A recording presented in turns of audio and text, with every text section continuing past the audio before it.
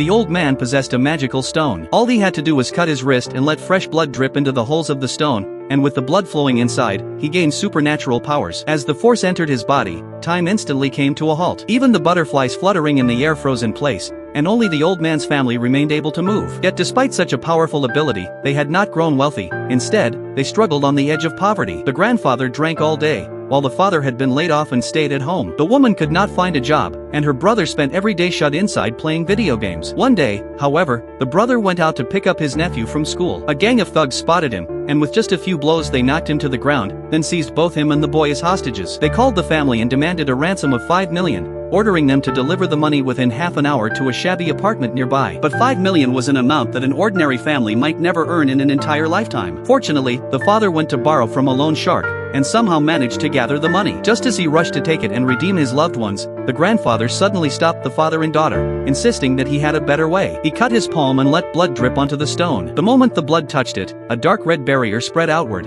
and 3 strange jellyfish-like creatures floated through the air. When they entered the bodies of the 3 family members, time seemed to stop turning, and everything in the world froze completely still. Only the 3 who had cast the spell could move within that suspended world. Very soon, the 3 reached the kidnappers' building. As expected, the thugs stood frozen in place. A light push revealed that the front door was not even locked. Inside, the captors had been cruel, not only torturing the woman's brother but also mistreating her nephew. Furious, the woman marched toward one of the kidnappers, and behind her a monstrous shadow suddenly appeared. She did not notice it, though. She only wiped her nephew's tears and held him tightly in her arms. Just as the 3 were about to leave, several more thugs appeared, astonishing them, for somehow these men could also move. One of them struck down the father, and before they could even ask who the intruders were, the grandfather was smashed against the glass, while the woman was knocked unconscious with a club. The scene erupted into chaos. As one thug prepared to finish the woman, the grandfather stabbed his foot with a shard of glass. The thug raised a steel pipe to retaliate, but in a flash, both he and the old man vanished and reappeared outside the building. More thugs tried to surround them, but the pair easily dodged, falling from the air together. At that moment, the gang leader pressed a knife to the boy's neck,